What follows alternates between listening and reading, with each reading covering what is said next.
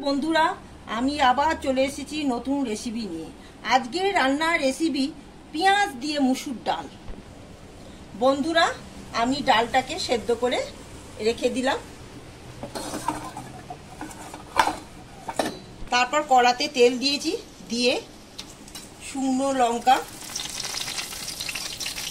দিলাম, দিয়ে পেঁয়াজ কুচি দিলাম, দিয়ে লঙ্কা পেঁয়াজ দিয়ে ভাজতে হবে।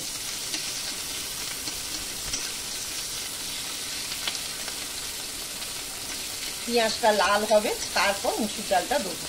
পেঁয়াজ লঙ্কা ভাজা হয়ে গেছে, এবার আমি ডালটা কড়াতে দিয়ে দেবো।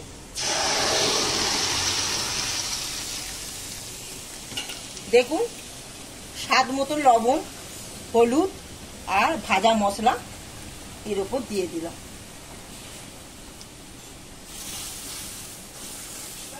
আমার মুসুর ডাল হয়ে গেছে। ভিডিওটি ভালো লাগলে লাইক, শেয়ার, সাবস্ক্রাইব করবেন। টাটা।